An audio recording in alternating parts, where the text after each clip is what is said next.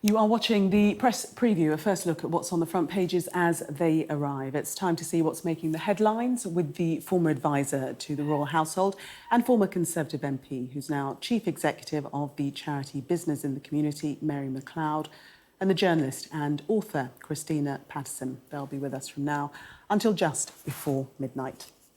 So let's see what's on some of those front pages for you now, where one story dominates. Quoting some of the Princess of Wales' statement earlier today, the Mirror has the headline, "Kate reveals cancer shock." The Telegraph leads with a similar headline, "Cancer came as a huge shock." The Eye leads with a simple, "Kate reveals she has cancer." The Times takes a more personal angle, "I'm going to be okay." The Mail also leads with a Kate quote, "I am well and getting stronger every day." Here's The Sun with yet another Kate headline, "Kate, you are not alone." The Star's headline, "Kate, I have cancer." And here's The Express, "Kate, my cancer came as a huge shock." Moving away from Kate, the Financial Times headline is Bank of England Bailey says rate cuts are in play.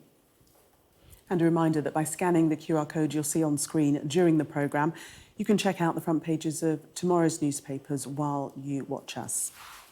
And we're joined tonight by Mary Macleod and Christina Patterson. Welcome to both of you.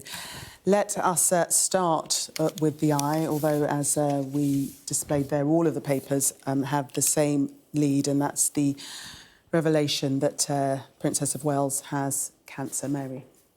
Yes, a very sad story, and certainly for I think everyone who heard that today, it's our love and warm wishes go out to the Princess of Wales and her family as well, because I think anyone who gets a diagnosis, it's a shock for them and for the family too, and certainly I mean she'll be in very good hands and in the care that she's getting, and this is something I think that we all felt she was going to be back working after her operation and after Easter, but of course this now we don't know just how long this will be, and they'll be careful not to say anything, just that they've got to see how she responds. But this is pre-cancerous a treatment and chemotherapy that she's getting, so hopefully it's a way to literally blitz anything that there possibly could be that could be cancerous there. So it's a good precautionary measure that they're taking as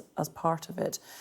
But still a huge shock to the family, to her, and I know she would have wanted to be getting back into work post Easter. So, but I thought the interview and the video that she did rather was very poignant, and she was so, I thought, graceful and courageous in doing that.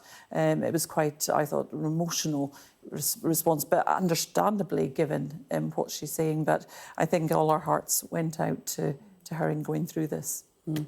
Christina, the Eye telling us that the palace not disclosing the type or stage of the disease, but positively Kate saying, "I'm going to be okay." Yes, well, I think, why should they disclose every single medical detail? I think Kate absolutely has the right to privacy on that. I couldn't agree more, Mary, that it was a hugely dignified and graceful statement she made. And I thought this is a truly remarkable woman, actually. What she has taken on, I think people really underestimate what it is to walk into that family and be under the glare of not just the world's media, but the world's population in a way, a big portion of it, and of course everybody on social media. And I think she does that consistently with huge, huge grace. But I think, I was 39 when I got cancer the first time, and it is a terrible shock. And I didn't want my colleagues, I just started a new job, I didn't want my colleagues to know I had cancer. I didn't tell them. I told my boss, and I told HR, and I told the editor, and that was it. And I completely understand why she didn't want to tell the world before she was ready. And you don't want people scrutinising every twist and turn and every treatment you have, and whether you're looking gaunt or whether you're looking pale. So I think she did just the right thing in making that message. And I really do hope that people will just allow them a bit of privacy now, because it sounds as if the prognosis is very good. It sounds as if Kate is very optimistic and the whole family are. But even when the prognosis is good, and even when you are optimistic, and even when you have access to probably among the best healthcare in the world, it is still a terrible shot to get cancer. And she will be obviously thinking of her children more than anything at the moment and wanting to protect them. Yes, and in the Times, well, many of them are quoting the statement that she gave in that video, and she says, most importantly, it's taken us time to explain everything to George, Charlotte and Louis in a way that is appropriate for them, and to reassure them that I'm going to be okay. So uppermost in her mind, the thoughts and feelings of her children, and perhaps would account for the time that it's taken. And notably as well, the videos come out just at the start of the school holidays. Yeah. And I think that's important. I mean, I think when someone gets diagnosed, and you'll know better than most, you know, it affects others around them too. And so therefore, how are they coping? And with young children, and the Princess of Wales herself will want to protect them and people talking around them. So yes, so having a break for Easter is probably a good time. But it just shows that when people were just having a go at her in the last couple of weeks for not sort of saying anything, and actually we never know with what people are fighting, what battles they're fighting, what things they're having to deal with. And I just wish we all could be a bit kinder to each other in understanding that I agree, there's no reason why she has to declare everything about her health. But what has been nice following her video is just the outpouring of, you know, sort of positivity that's going her way. And of course, people are absolutely, you know, feeling that for her. And she tries to create a sort of positive bit by saying, I'm going to be okay. And because, you know, this is, you know, preventative work that's happened. So, but it's certainly for the children that they will definitely be at the forefront of her mind. Yes, and Christina, the Daily Mail, that brings us on to the Daily Mail, which perhaps is the most positive, highlighting, you know, the fact that she's saying, I am well and getting stronger every day.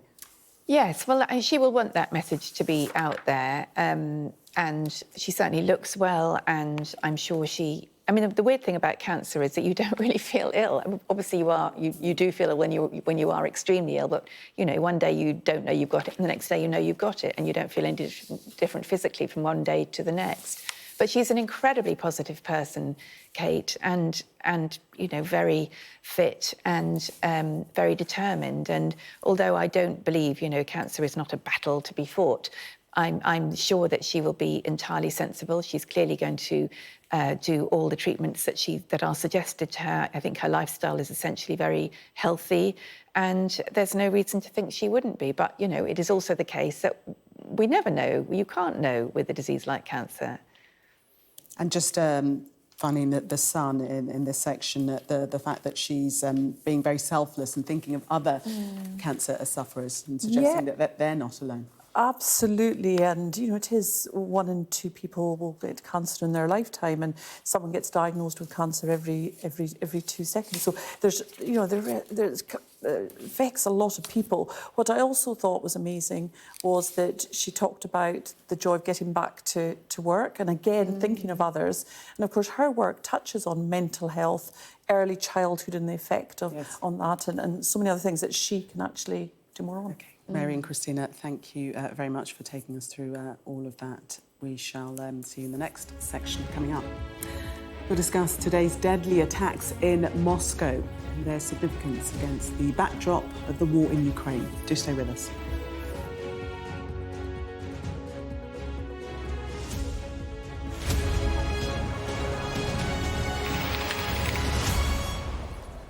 You are watching the press preview. Still with me, Mary Macleod and Christina Patterson. Let's have a look at the Times World. We'll go straight into this story tonight. At least 40 people have been killed at a concert hall near Moscow by gunmen armed with automatic weapons. Russia are calling this the worst terrorist attack in 20 years, Mary. Yes, an awful story taken at the start of a concert of a rock group called Picnic. This is something that immediately, of course, naturally the Russians have come out and said that they will get vengeance for it. But it's the human side of this that is always horrific. And at an event like this where people go for fun, probably lots of young people there too. And it's just human life and suffering again, with 40 thought to be dead and over 100 injured. So, yeah, a massive attack. Yes, and children included in that number of 40. Islamic State claiming responsibility tonight. Yes, well, that certainly crushes the Kremlin's official line. I mean, the interesting things about this were, A, that it swiftly followed the Russian statement that they were at war with Ukraine, which is the first time they've said a war with Ukraine rather than a special military operation. And maybe that's why Russia leapt to the assumption that this was linked to Ukraine. But then as you say, Islamic State have claimed responsibility, which leaves, I would have thought, the Kremlin in a rather difficult situation, because the Islamic State hasn't really been featuring in their rhetoric on the evil people in the world at the moment. It's all been directed at the West and the UK and America and Ukraine. So that's a whole new enemy. And it'll be interesting to see how Putin responds to that. Because, there's obviously masses of instability in Russia at the moment. And although Putin has just apparently won an election with, a vast, totally unbelievable majority, there is clearly unease, as we saw from the people who were brave enough to protest at the elections. So I don't think this will help. OK, Christina and Mary, thank you very much.